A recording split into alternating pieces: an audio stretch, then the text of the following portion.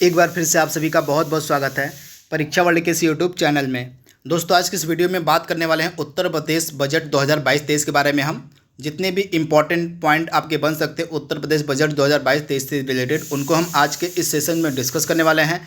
तो इस वीडियो को आप बिल्कुल ध्यान से लास्ट तक देखते रहिएगा। जितने भी इम्पॉर्टेंट की पॉइंट बन सकते हैं उनको मैंने इस वीडियो में सम्मिलित करने की कोशिश की है। तो यह आपके आने वाले जितने भी आगामी एग्जाम्स हैं उत्तर प्रदेश के, उनके लिए बहुत ही ज़्यादा यह महत्वपूर्ण होने वाला सेशन। तो चलिए वीडियो को स्टार्ट करते हैं। बजट को 2022-23 के बजट को जानने से पहले हम कुछ बेसिक पॉइंट को जानेंगे जो बजट से एग्जाम में कई बार पूछे जाते हैं। तो सबसे पहली चीज़, जो राज्य सरकार अपना बजट पेश करती है उसका प्रावधान किस अनुच्छेद के तहत किया गया है? तो आर्टिकल 202, आप याद कर लीजिएगा। आर्टिकल 202 जो है हर राज्य सरकार को अपने आर्थिक लेन देन का वार्षिक विवरण, वार्षिक वित्तीय विवरण देने की बात कहता है। यानी कि जो आपका आर्टिकल 202 है यह कहता है कि जो हर राज्य सरकार हैं, जो हर स्टेट गवर्नमेंट हैं, वो अपने आर्थिक लेन देन का वार्षिक वित्तीय विवरण प्रस्तुत करेंगी। तो आर्टिकल 202 जो है आपका यह राज्य सरकारों को बजट पेश करने के लिए बताता है, और आर्टिकल जो आपका 112 है वो केंद्र सरकार को बजट पेश करने के बारे में बताता है। एक चीज़ आप नोट डाउन कर लीजिएगा, जो बजट शब्द है इसका प्रयोग हमारे संविधान में नहीं किया गया है। ये फैक्ट आप याद कर लीजिएगा। जो बजट शब्द है या इसका जो प्रयोग है हमारे संविधान में नहीं किया गया है। बजट की जगह हम वार्षिक वित्तीय विवरण, किसका? तो वार्षिक वित्तीय विवरण शब्द का प्रयोग करते हैं। तो फैक्ट आपको याद रखना है, भूलना नहीं है।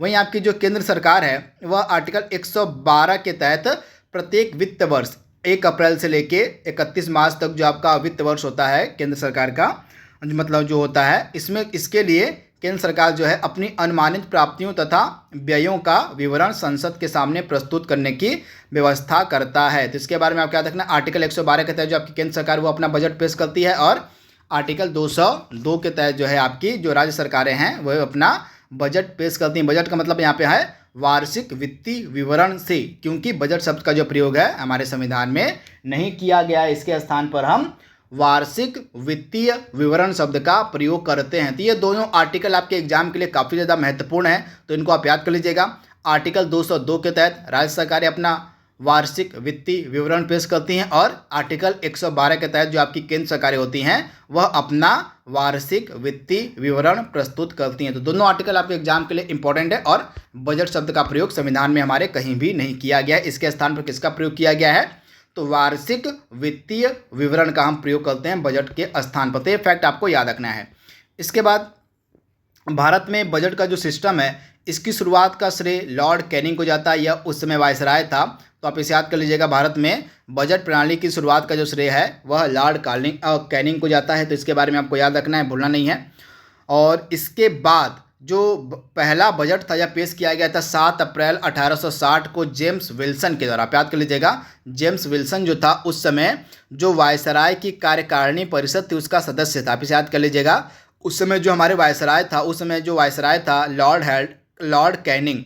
तो जो लॉर्ड कैनिंग था वायसराय, इसके कार्यकारिणी परिषद का एक सदस्य था जेम्स विल्सन। तो इसी जेम्स विल्सन के द्वारा ही 7 अप्रैल 1860 को जो है प्रथम बजट पेश किया गया था, तथा भारत में बजट का जो संस्थापक है कहा जाता है सर जेम्स विल्सन को। तो ये फैक्ट आपको याद रखना है, इंपॉर्टेंट है, डायरेक्टली आपसे एग्जाम में यह पूछा जा सकता है। इसके बाद स्वतंत्र भारत का जो पहला बजट था यह नवंबर 1947 में हमारे जो पहले वित्त मंत्री थे आर.के. षणमुखम शेट्टी, इनके द्वारा प्रस्तुत किया गया था। इसके बाद गणतंत्र भारत का पहला वार्षिक बजट, केंद्रीय बजट पेश किया गया था 1950 में जॉन मथाई के द्वारा। तो दोनों आपको याद रखना है, स्वतंत्र भारत का पहला बजट 1947 में पेश किया गया था आर.के. षणमुखम शेट्टी के द्वारा, और गणतंत्र भारत का पहला बजट पेश किया गया था वर्ष 1950 में जॉन मथाई के द्वारा। तो ये कुछ बेसिक फैक्ट मैंने आपको बता दिए हैं जो आपके एग्जाम के लिए ज़रूरी हो सकते हैं बजट से रिलेटेड। तो इनको कम से कम एक बार आप ज़रूर नोट डाउन कर लीजिएगा, याद कर लीजिएगा। इसके बाद अब हम स्टार्ट करेंगे जानना 2022-23 के मुख्य बजट की जो क्या क्या बातें हैं, और आइए देख लेते हैं। तो वित्त मंत्री जो हैं उत्तर प्रदेश के सुरेश खन्ना, इनके द्वारा जो है लगातार 6वीं बार यह बजट पेश किया गया। तो पहली चीज़ आपको याद रखनी है, वित्त मंत्री सुरेश खन्ना के द्वारा लगातार यह 6वीं बार बजट पेश किया गया है। इस वर्ष का कुल बजट है आपका 6,15,000 करोड़ रुपए। अगर हम एग्जैक्ट फिगर की बात करें तो 6,15,518.97 करोड़ रुपए का कुल बजट यह पेश किया गया। इसका मतलब क्या हुआ कि आने वाला जो हमारा वित्त वर्ष है 2022-23 का, इसमें जो उत्तर प्रदेश की सरकार है वह इतने रुपए खर्च करने वाली है विभिन्न योजनाओं पर, विभिन्न कार्यों पर। यानी कि टोटल बजट आपका 2022-23 का है 6,15,000 करोड़ रुपए। यह एस्टिमेट होता है, यह प्रस्तावित होता है, यह एक्चुअल बजट नहीं होता। एक्चुअल बजट आपका कब आएगा? जब इसका नेक्स्ट बजट पेश किया जाएगा तो उस नेक्स्ट बजट में यह बताया जाएगा कि हमने पिछले साल में कितना खर्च किया है। तो वह जो एक्चुअल अमाउंट आपकी बताई जाएगी वह आपका एक्चुअल बजट होता है। लेकिन यह आपका होता है कि इतना अनुमान है कि हम इतना आने वाले वित्त वर्ष में खर्च करेंगे। यह सरकार का एक अनुमान लगाया जाता है कि इतना हम खर्च करेंगे। तो यह अनुमान कितना लगाया गया है?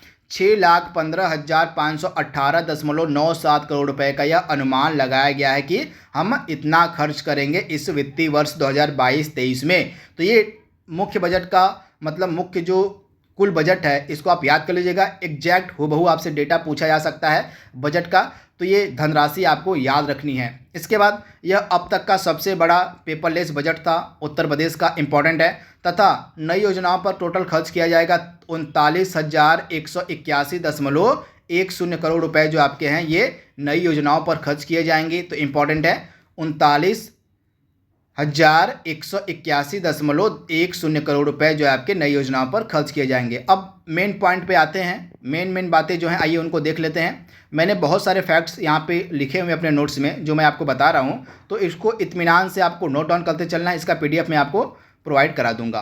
तो उत्तर प्रदेश में विशेष सुरक्षा बल के लिए जो है आपका 276.66 करोड़ रुपए का प्रावधान किया गया है, बजट के प्रस्ताव किया गया है। इसके तहत जो है विशेष सुरक्षा बल के तहत और बजट में अयोध्या, काशी, मथुरा समेत अदालतों और ऐतिहासिक और धार्मिक स्थलों की सुरक्षा के लिए जो है आपका विशेष सुरक्षा बल का गठन किया जाएगा। यानी कि हमारे जितनी भी धार्मिक नगरी हैं, और जैसे आपका हो गया अयोध्या हो गया, काशी हो गया, मथुरा हो गया, इनकी सुरक्षा के लिए जो है विशेष सुरक्षा बल का गठन किया जाएगा। इसके अलावा हमारे जितने भी ऐतिहासिक स्थल हैं, इसके अलावा जो अदालतें हैं, इनकी सुरक्षा के लिए ही विशेष सुरक्षा बल का गठन करने का प्रावधान इस बजट में किया गया है उत्तर प्रदेश की सरकार के द्वारा। तो इसके बारे में आपको याद रखना है। अगला फैक्ट क्या है? पुलिस इमरजेंसी मैनेजमेंट सिस्टम 112 योजना का जो दूसरा चरण है वो लागू कर दिया जाएगा। इसके लिए जो है 730.88 करोड़ रुपए का प्रावधान किया गया है। यानी कि जो police emergency management system dial number जो आपका 112 होता है पुलिस का, इसका सेकेंड फेज स्टार्ट कर दिया गया है और इसके सेकेंड फेज के लिए 730.88 करोड़ रुपए का प्रावधान किया गया है। इंपॉर्टेंट है, डायरेक्टली आपसे एग्जाम में यह धनराशि पूछी जा सकती है कि डायल 112 के लिए कितनी धनराशि बजट में प्रस्तुत की गई है। तो 730.88 करोड़ रुपए का प्रावधान इस बजट में किया गया है। इसके बाद 3 महिला PSC बटालियन का गठन किया जाएगा। यह भी बजट में बताया गया था कहाँ कहाँ पर किया जाएगा। तो 3 महिला PSC जो बटालियन है आपके लखनऊ, गोरखपुर और बदायूं में, ये नोट डाउन कर लीजिएगा, सुपर इंपॉर्टेंट यह प्रश्न आपके एग्जाम के लिए हो सकता है। तो 3 महिला PSC बटालियन का जो गठन है लखनऊ, गोरखपुर और बदायूं में किया जाएगा। इंपॉर्टेंट डेटा है, आप इसे नोट डाउन कर लीजिएगा। इसके महिला कल्याण के लिए क्या क्या बजट में प्रावधान किया गया है, तो सबसे पहला ये वाला डेटा आप याद कर लीजिएगा जो मैंने यहाँ पे लिखा हुआ है। महिला सुरक्षा के लिए टोटल 523 करोड़ रुपए का प्रावधान किया गया। यानी कि वीमेन सेफ्टी के लिए, महिला सुरक्षा के लिए इस बजट में 523 करोड़ रुपए का प्रावधान किया गया है। तो इसके बारे में आपको याद रखना है। तथा महिला कल्याण में जिला स्तर पर साइबर हेल्प डेस्क की स्थापना की जाएगी। इसके लिए 72.50 करोड़ रुपए का अलग से प्रावधान किया गया है। इसके अलावा MSME क्षेत्र में मिशन शक्ति कार्यक्रम के तहत महिलाओं की सुरक्षा एवं सशक्तिकरण के लिए 20 करोड़ रुपए का अलग से प्रावधान किया गया। यानी कि महिलाओं के सशक्तिकरण के लिए जो है 20 करोड़ रुपए का अलग से प्रावधान किया गया। इसके अलावा यानी कि महिला सुरक्षा पर तो आपके 523 करोड़ रुपए का खर्च तो किया ही जाएगा, ये बजट में तो प्रावधान किया ही गया। इसके अलावा महिला सशक्तिकरण पर अलग से 20 करोड़ रुपए का खर्च भी किया जाएगा सरकार के द्वारा। तो इसके बारे में आपको याद रखना है। इसके अलावा महिला कल्याण के लिए जिला स्तर पर साइबर हेल्प डेस्क की स्थापना की जाएगी। इंपॉर्टेंट है, इसके लिए 72.50 करोड़ रुपए का प्रावधान किया गया है। और इसके अलावा 3 महिला PSC बटालियन का गठन किया जाएगा लखनऊ, गोरखपुर और बदायूं में। तो ये सारे फैक्ट आपको याद रखने हैं। ये सभी चीज़ें आपके महिला कल्याण से रिलेटेड हैं जो बजट में प्रस्तुत की गई हैं। अगला है किसानों से रिलेटेड क्या क्या बातें यहाँ पे दी गई हैं। तो किसानों से जुड़ी हुई बातों को आइए देख लेते हैं।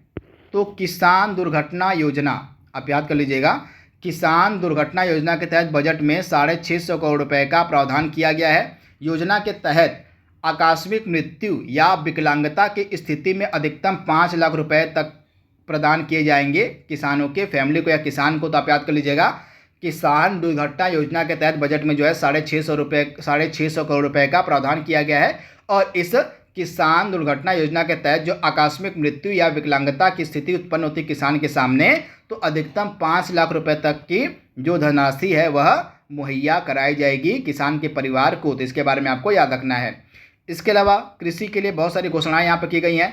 तो फ्री सिंचाई के लिए आप देख रहे हैं, फ्री सिंचाई के लिए 34,000 राजकीय नलकूप की घोषणा की गई है कि जो फ्री सिंचाई है उसके लिए प्रदेश में, उत्तर प्रदेश में 34,000 राजकीय नलकूप बनाए जाएंगे। इसके अलावा 15,000 सोलर पंप जो है प्रदेश में लगाए जाएंगे और 60.20 लाख क्विंटल बीज जो है किसानों को वितरित किए जाएंगे। ये किसान कल्याण की बात इस बजट में की गई है।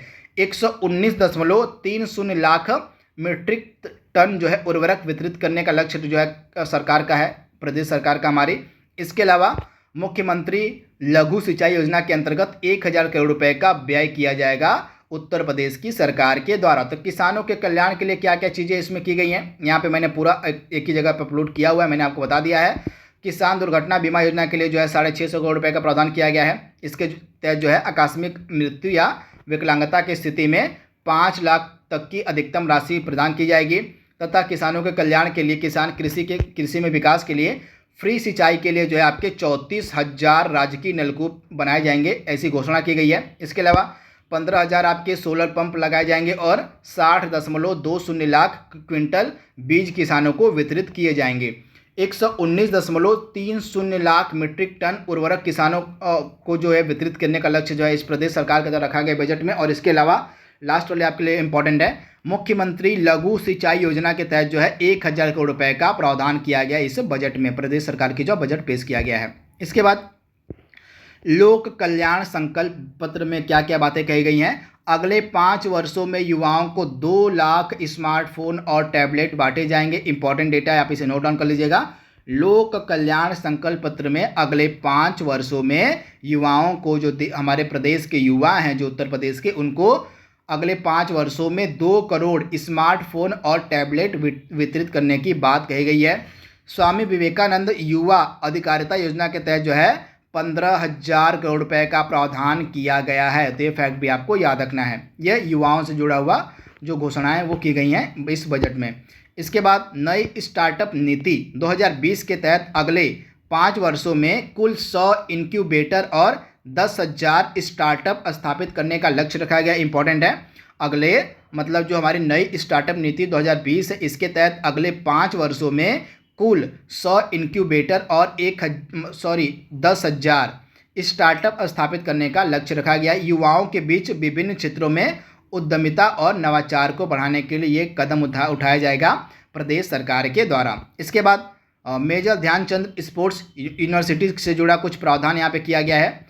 तो यहाँ पे देख रहे हैं मेजर ध्यानचंद खेल विश्वविद्यालय, जिसकी स्थापना मेरठ में की जा रही है, की आधारशिला पीएम मोदी के द्वारा 2 जनवरी 2022 को रखी गई थी, जिस पर खिलाड़ियों के विकास के लिए 700 करोड़ रुपए की राशि खर्च की जाएगी। यानी कि खिलाड़ियों के विकास के लिए जो है 700 करोड़ रुपए की राशि खर्च की जाएगी, यह बजट में बात कही गई है। वहीं विश्वविद्यालय की स्थापना के लिए 50 करोड़ रुपए का प्रावधान किया गया। यानी कि जो मेजर ध्यानचंद विश्वविद्यालय है उसकी स्थापना के लिए 50 करोड़ रुपए का प्रावधान किया गया है। लेकिन इसके जो खिलाड़ी होंगे उनके विकास के लिए, खिलाड़ियों के संपूर्ण विकास के लिए 700 करोड़ रुपए का प्रावधान इस बजट में किया गया है। तो इंपॉर्टेंट डेटा है, आप इसे याद कर लीजिएगा, मेजर ध्यानचंद विश्वविद्यालय से रिलेटेड। इसकी आधारशिला पीएम मोदी के द्वारा 2 जनवरी 2022 को रखी गई थी। अगला फैक्ट आपकी स्क्रीन पर दिया गया है, वाराणसी के वाराणसी में आप याद कर लीजिएगा, बनारस यानी कि पीएम मोदी का जो संसदीय क्षेत्र है, इसमें अंतर्राष्ट्रीय क्रिकेट स्टेडियम की स्थापना की जाएगी। और इस अंतर्राष्ट्रीय क्रिकेट स्टेडियम के लिए 95 करोड़ रुपए आवंटित कर दिए गए हैं जमीन खरीदने के लिए। तो ये फैक्ट आपको याद रखना है। कहाँ पर आपका अंतर्राष्ट्रीय क्रिकेट स्टेडियम बनाया जाएगा तो वाराणसी में बनाया जाएगा। इसके लिए 95 करोड़ रुपए का जो प्रावधान है वह कर दिया गया है ज़मीन खरीदने के लिए। मनरेगा स्कीम क्या है ये बात कर लेते हैं। तो वित्तीय वर्ष 2021-22 में 26 करोड़ मानव दिवस सृजित किए गए थे इस मनरेगा योजना के तहत। लेकिन 2022-23 में इसका लक्ष्य क्या रखा गया है, तो इस मनरेगा योजना का लक्ष्य है 2022-23 में योजना के तहत 32 करोड़ मानव दिवस का सृजन करना, यानी कि 2021-22 में मनरेगा योजना के तहत 26 करोड़ मानव दिवस का सृजन किया गया था और आगे वित्तीय वर्ष 2022-23 में इसका लक्ष्य है कि यह जो मानव दिवस है इनको बढ़ाकर 32 लाख कर दिया जाए। यानी कि 2022-23 के बजट में इस योजना के तहत, मनरेगा योजना के तहत 32 करोड़ होगा, यहाँ पे 32 करोड़ होगा, यहाँ पे 26 करोड़, यहाँ पे 32 करोड़, तो 32 करोड़ मानव दिवस सृजित करने का लक्ष्य रखा गया है इसके मनरेगा योजना के तहत। इसके बारे में आपको याद रखना है। और आपका जो 14 आपके मेडिकल कॉलेज बनाए जाएंगे, इन 14 मेडिकल कॉलेजों के लिए जो है 2100 करोड़ रुपए का प्रावधान किया गया है। इंपॉर्टेंट है। पीएम गति शक्ति योजना के लिए आपका 897 करोड़ रुपए का प्रावधान किया गया है। इसके बाद ग्रीन फील्ड और इंडस्ट्रियल कॉरिडोर के लिए 500 करोड़ रुपए का प्रावधान किया गया है। मेरठ प्रयागराज गंगा एक्सप्रेस वे के लिए 695 करोड़ रुपए का प्रावधान किया गया है। नमामि गंगे में जल जीवन मिशन को बढ़ावा देने के लिए जो है 19,500 करोड़ रुपए का प्रावधान किया गया है। इसके बाद वृद्धावस्था पेंशन को जो है 500 रुपये से बढ़ाकर 1,000 रुपये कर दिया गया। इंपॉर्टेंट डेटा, आप इसे नोट डाउन कर लीजिएगा। जो आपकी वृद्धा पेंशन दी जाती थी 500 रुपये, अब इसको बढ़ाकर 1,000 रुपये कर दिया गया है प्रदेश की गवर्नमेंट के द्वारा।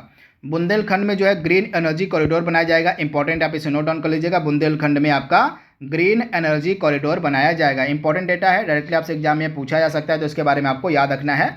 इंपॉर्टेंट है। इसके बाद बाबू कल्याण सिंह के नाम पर जो है ग्राम उन्नति योजना की जो है शुरुआत की गई है। तो ग्राम उन्नति योजना के तहत गांव में जो है सोलर लाइट लगाई जाएगी। तो इंपॉर्टेंट है, ग्राम उन्नति योजना किसके नाम पर है, तो बाबूजी कल्याण सिंह के नाम पर जो इस योजना को शुरू किया गया, ग्राम उन्नति योजना। इसका उद्देश्य क्या होगा, गाँव में सोलर लाइट को लगाना। इंपॉर्टेंट है। अयोध्या में सूर्यकुंड विकास के लिए जो है 140 करोड़ रुपये का प्रावधान किया गया है। कानपुर मेट्रो के लिए 747 करोड़ रुपये का प्रावधान। इसके बाद आगरा मेट्रो रेल के लिए 597 करोड़ रुपए का प्रावधान किया गया है। आप इसे नोट डाउन कर लीजिएगा। 597 करोड़ रुपए का प्रावधान आगरा मेट्रो रेल के लिए किया गया है। दिल्ली गाजियाबाद मेरठ कॉरिडोर के लिए आपका 1306 करोड़ रुपए का प्रावधान किया गया। आप इसे नोट डाउन कर लीजिएगा। इंपॉर्टेंट है। दिल्ली गाजियाबाद मेरठ कॉरिडोर के लिए कितने का प्रावधान किया गया है, तो यह जो कॉरिडोर है इसके लिए आपका प्रावधान किया गया है 1306 करोड़ रुपए का। इंपॉर्टेंट है, आप इसे नोट डाउन कर लीजिएगा। इसके बाद बनारस और गोरखपुर मेट्रो के लिए आपका 100 करोड़ रुपए का प्रावधान किया गया है। इसके बाद स्वच्छ भारत मिशन शहरी के लिए जो है 1353 करोड़ रुपए का, याद कर लीजिएगा। स्वच्छ भारत मिशन शहरी के लिए 1353 करोड़ रुपए का प्रावधान किया गया है। इंपॉर्टेंट है। कुंभ मेला प्रयागराज के लिए जो है आपका 100 करोड़ रुपए का प्रावधान किया गया है। कुंभ मेला प्रयागराज के लिए 100 करोड़ रुपए का प्रावधान। वन टांकिया और मुसहर आवास के लिए जो है 508 करोड़ रुपए का प्रावधान। इंपॉर्टेंट है। प्रधानमंत्री ग्राम सड़क योजना के लिए जो है आपका 7353 करोड़ रुपए का प्रावधान किया गया है बजट में, प्रधानमंत्री ग्राम सड़क योजना के लिए। कृषि क्षेत्र में जो है 5.1% है यहाँ पे ना, हाँ, तो 5.1% विकास दर पाने का लक्ष्य रखा गया इस बजट में। यानी कि जो हमारा एग्रीकल्चर सेक्टर, एग्रीकल्चर एरिया है, इसमें 5.1% का विकास दर पाने का लक्ष्य रखा गया है प्रदेश की सरकार के द्वारा। इसके बाद कान्हा गौशाला और बेसहारा पशुओं के लिए जो है 100 करोड़ रुपए का प्रावधान किया गया इस बजट में। इंपॉर्टेंट है। कान्हा गौशाला और बेसहारा पशुओं के लिए 100 करोड़ रुपए का प्रावधान। गन्ना भुगतान के लिए जो है अलग से 1000 करोड़ रुपए का बजट बनाया गया, यानी कि गन्ना किसानों को तुरंत भुगतान हो सके उसके लिए सरकार ने 1000 करोड़ रुपए का बजट में प्रावधान किया है। आंगनबाड़ी कार्यकर्त्री, जो आपकी आंगनबाड़ी वर्कर्स है, इनकी जो प्रोत्साहन राशि है वो और सितंबर 2021 से 1500 रुपये प्रतिमाह की कर दी गई है। तो इंपॉर्टेंट है, प्रोत्साहन राशि जो है आंगनबाड़ी कार्यकर्ता जो हैं इनकी सितंबर 2021 से 1500 रुपये प्रतिमाह कर दी गई है प्रोत्साहन राशि। इसके बाद आशा स्वास्थ्यकर्ताओं के लिए जो है बजट में 300 करोड़ रुपये का प्रावधान किया गया है। जो आपकी आशा स्वास्थ्य कार्यकर्ताएँ होती हैं इनको जो है अलग से 300 करोड़ रुपये का आवंटन किया गया इस बजट में। इंपॉर्टेंट है। अटल आवासीय योजना, टोटल 18 मंडल में जो है अटल आवासीय योजना का निर्माण किया जाएगा। इसके लिए 300 करोड़ रुपए का प्रावधान किया गया बजट में। स्वच्छ भारत मिशन के अंतर्गत 2,61,00,000, आप याद कर लीजिएगा।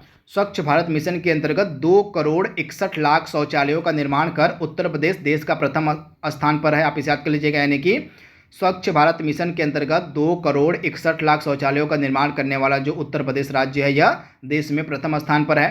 इसके बाद उत्तर प्रदेश में 5 एक्सप्रेसवे वर्तमान में है, जो देश का पहला प्रदेश बन गया है जिसके पास आपका 5 एक्सप्रेसवे है। तो इन सभी के मामले में उत्तर प्रदेश आपका प्रथम स्थान पे, यानी कि शौचालयों के निर्माण में स्वच्छ भारत मिशन के अंतर्गत जो शौचालय का निर्माण किया गया है उसमें उत्तर प्रदेश आपका प्रथम स्थान पे है। उत्तर प्रदेश एक्सप्रेसवे के मामले में प्रथम स्थान पे, टोटल 5 एक्सप्रेसवे आपके हो गए हैं उत्तर प्रदेश में। इसके बाद पीएम किसान सम्मान निधि के किसानों को 6,000 वार्षिक आर्थिक सहायता दिलाने में भी उत्तर प्रदेश आपका प्रथम स्थान पर है। इसके बाद सीधा हो जाओ भाई।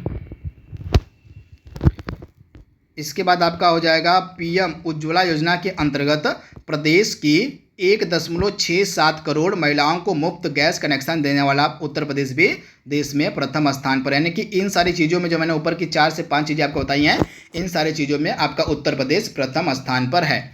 इसके बाद 5 अंतर्राष्ट्रीय हवाई अड्डा वाला भी आपका उत्तर प्रदेश पहला राज्य बन गया है। तो लखनऊ हो गया, लखनऊ में कार्यरत है, वाराणसी में कार्यरत है, कुशीनगर का भी कार्यरत हो गया, लेकिन जेवर में अभी बनाया जा रहा है। तो अगर ये अभी बन जाता है, इसके बाद अयोध्या में भी मुझे लग रहा बनाया जा रहा है, अभी प्रस्तावित ही है। तो अगर ये सारे आपके दोनों बन जाते हैं तो इसके साथ जो उत्तर प्रदेश है वह 5 अंतर्राष्ट्रीय हवाई अड्डा वाला पहला प्रदेश हो जाएगा। यानी कि 5 अंतर्राष्ट्रीय हवाई अड्डे वर्तमान में बनाए जा रहे हैं, इसमें से 3 कुछ आपके कार्यरत है और कुछ कार्य करने लगेंगे आने वाले वर्षों में। यानी कि कुछ इस समय ऑपरेशनल है और कुछ आने वाले वर्षों में ऑपरेशनल हो जाएंगे।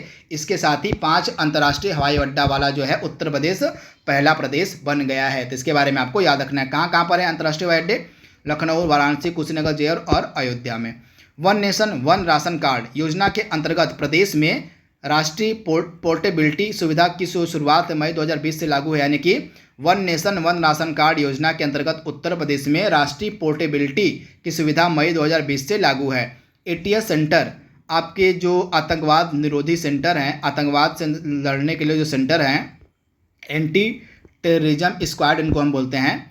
तो आतंकवाद निरोधी दस्ता आप याद कर लीजिएगा। तो एटीएस सेंटर आपके कहाँ कहाँ बनाए जाएंगे? तो मेरठ, बहराइच, कानपुर, आजमगढ़, रामपुर में ये आपके एटीएस सेंटर बनाए जाएंगे। इसके अलावा देवबंद में जो है निर्माण कार्य इसका प्रगति पर है एटीएस सेंटर का। तो कहाँ कहाँ पे एटीएस सेंटर बनाए जाएंगे इनको आप नोट डाउन कर लीजिएगा। इसके बाद कोविड-19 अनाथों के लिए जो आपकी राज्य सरकार है वो 4,000 रुपये की आर्थिक सहायता प्रदान करेगी। यानी कि कोविड-19 के दौरान जो बच्चे जिनके माता पिता का देहांत हो गया तो उनके आर्थिक सहायता के लिए 4,000 रुपये प्रतिमाह देगी आपकी राज्य सरकार। जून 2016 में बेरोजगारी दर आपकी 16% थी, जो अप्रैल 2022 में घटकर 2.9% रह गई है, यह बताया गया है इस वर्ष के बजट में। इसके बाद अगला फैक्ट क्या है? बजट 2022-23 में एक जनपद एक खेल योजना के तहत 75 जिलों में स्पोर्ट्स सेंटर खोले जाएंगे। इंपॉर्टेंट है, बजट 2022-23 में एक जनपद एक खेल योजना के तहत 75 जिले जो उत्तर प्रदेश के हैं यहाँ पर स्पोर्ट्स सेंटर खोले जाएंगे। तो ये एक जनपद एक खेल योजना आपकी उत्तर प्रदेश की है। इंपॉर्टेंट, आप इसे नोट डाउन कर लीजिएगा। राष्ट्रीय ग्रामीण स्वास्थ्य मिशन योजना के बजट में प्रावधान है, इसके लिए 10,547 करोड़ रुपए का प्रस्ताव किया गया है कि इतना धनराशि खर्च की जाएगी राष्ट्रीय ग्रामीण स्वास्थ्य मिशन योजना पर 2022-23 के वर्ष में। तो इसके बारे में आपको याद रखना है। इसके बाद बजट 2022-23 में शहरों की सफाई के लिए जो है 1,353 करोड़ रुपए की राशि का आवंटन किया गया है। इंपॉर्टेंट है, शहरों की सफाई के लिए स्वच्छ भारत मिशन शहरी के लिए 1,353 करोड़ रुपए की राशि का आवंटन किया गया है। बजट 2022-23 के तहत स्मार्ट सिटी पर कुल 2,210 करोड़ रुपए का खर्च किया जाएगा। यानी कि जो आपकी स्मार्ट सिटी योजना है इसको क्रियान्वित करने के लिए जो आपकी राज्य सरकार है वह 2,210 करोड़ रुपए खर्च करेगी इस वित्तीय वर्ष में। बजट 2022-23 के तहत काशी विश्वनाथ दर्शन और गंगा दर्शन के लिए 500 करोड़ रुपए की राशि का आवंटन किया गया है। इंपॉर्टेंट है। इसके बाद एक राम मंदिर और अयोध्या मार्ग धाम के लिए जो है अयोध्या धाम मार्ग के लिए 300 करोड़ रुपए की राशि का आवंटन किया गया इस वित्तीय बजट 2022-23 में। यानी कि जो वार्षिक बजट है 2022-23 इसमें जो है राम मंदिर और अयोध्या धाम मार्ग के लिए 300 करोड़ रुपए राशि का आवंटन किया गया है। तो दोस्तों बिल्कुल शॉर्ट में जो आपके इंपॉर्टेंट पॉइंट बन सकते थे बजट के उनको हमने यहाँ पे देख लिया उत्तर प्रदेश के। आई होप यह वीडियो आपको पसंद आएगा, आपकी आने वाले एग्जाम के लिए इंपॉर्टेंट होगा। तो आज के लिए बस इतना ही। Thank you, thanks for watching, thank you.